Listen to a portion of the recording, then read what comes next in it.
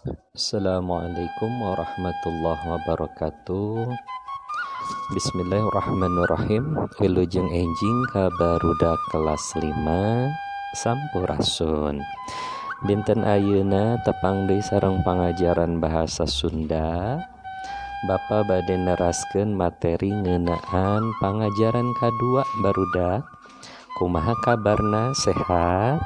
Mudah-mudahan aya dina kasehatan sareng aya dina kalancaran dina ngajalankeun segala rupi aktivitas diajar di buminya. Dinten ayeuna Bapa bade ngabahas teks narasi sareng kecapananya. Aya dina pangajaran kadua anu judulna peristiwa dina kahirupan. Basa Sunda kelas 5 semester kahiji.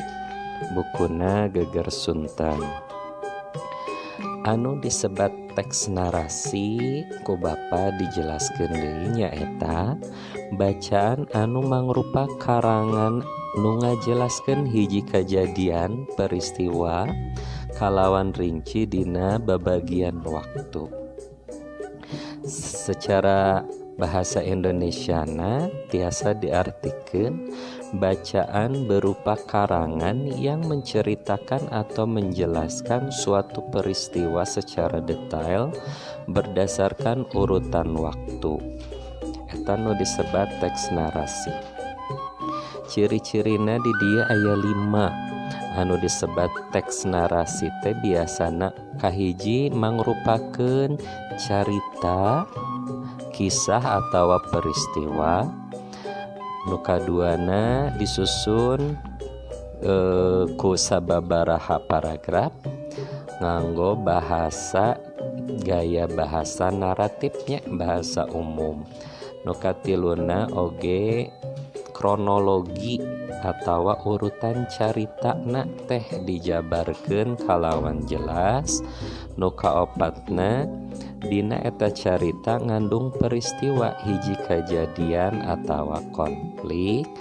Terus nu kalimana ngandung sababaraha unsur diantarana aya tema di dieu ngabahas naon anu dibahas anu dijelaskeun, latar nyaeta tempat, settingan dina kajadianana kumaha, sareng karakter anu janten tokoh dina eta carita. Eta 5 hal anu aya janten ciri-ciri teks narasi.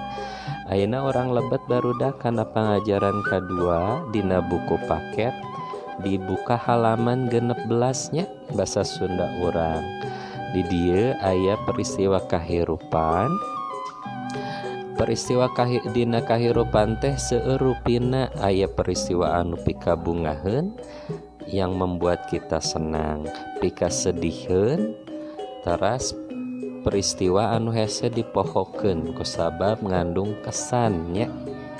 Ta eta 3 hal dina hal peristiwa.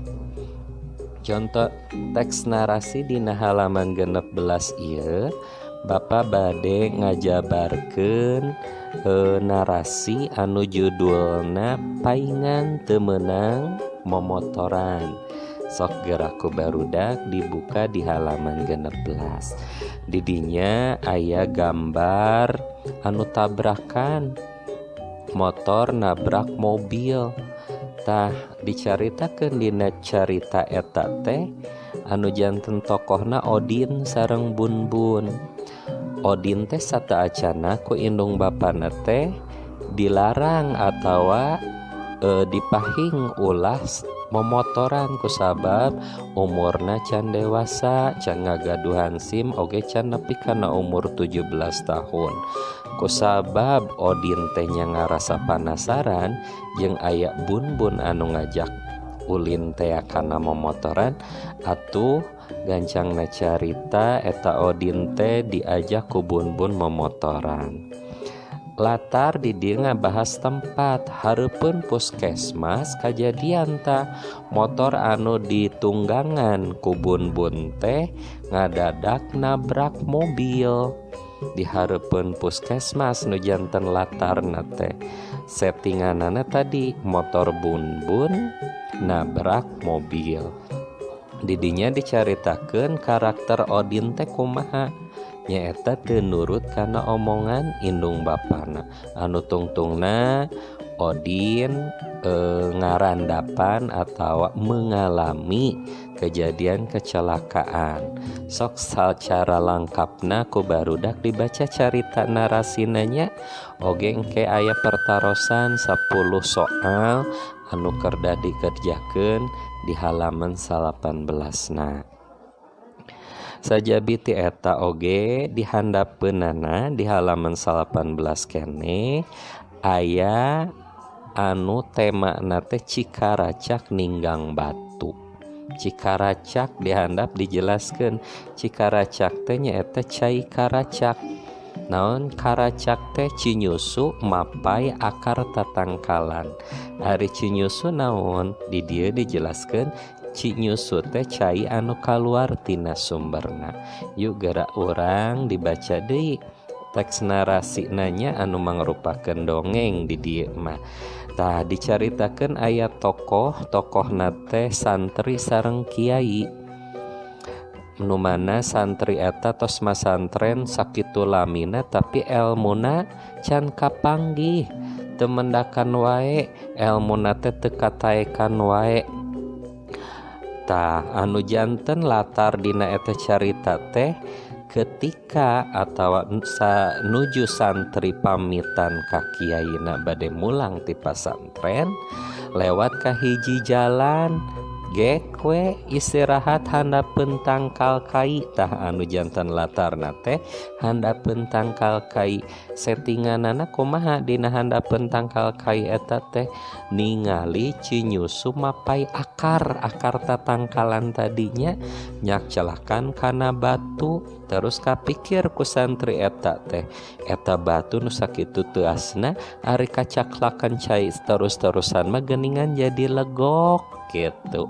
Ku halna sakitu kapikir ku santri teh keur balik deui ka pasantren. Piraku meureun lamun misalkeun urang diajar terus-terusan ilmu teh henteu kapanggih wae.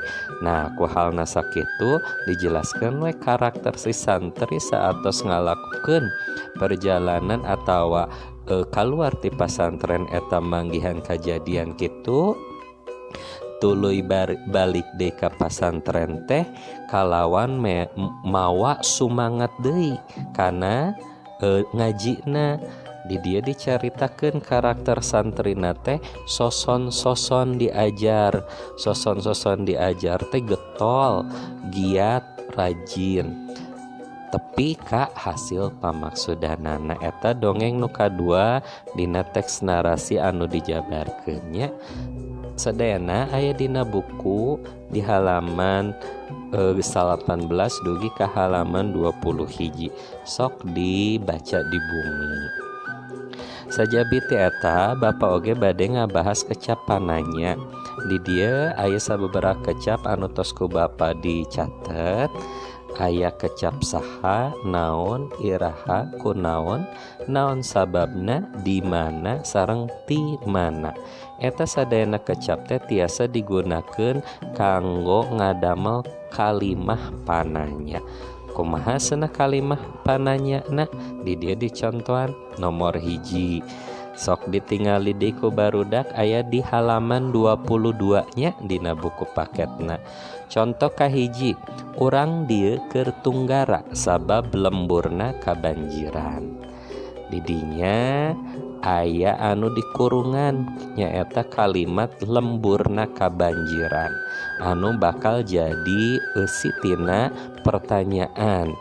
Naon tah anu jadi kalimat pananyana nyaeta ngagunakeun kecap naon. Naon sababna urang dieu tunggara. Tunggara hartosna naon? Aya nu apal barudak? Leres, tunggara teh sedih atawa katalangsara atawa karandapan mengalami suatu musibah atau tunggara keur saredih. Contoh nu kaduana aya budak bager tara nyusahkeun indung bapana. Di kurungan we kecap budak bager anu bakal jadi eusi tina kalimat pananya. Kumaha atuh cara nyieun kalimat pananyana?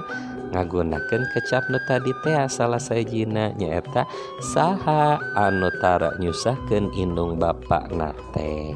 Jawabanana saha? Budak bager. Tah dina nomor hiji sareng nomor 2 awalna teh eta mangrupakeun kalimat wawaran ngan dirubah ku hideup engke janten kalimat pananyanya. Soalna tiasa dikerjakeun berarti barudak kantun neraskeun ngeusian ti nomor 3 dugi ka nomor 10 di bumi. Eta tugas ti Bapa di bumi prung dipidamel kanggo pancen dinten ayeuna. Panginten sakitu anu tiasa kadugikeun ku Bapa, mugi-mugi tiasa kahartos upami aya pertarosan tiasa ngajapri kana WhatsApp Bapaknya. Sakitu ti Bapa, hatur nuhun. Wassalamualaikum warahmatullahi wabarakatuh.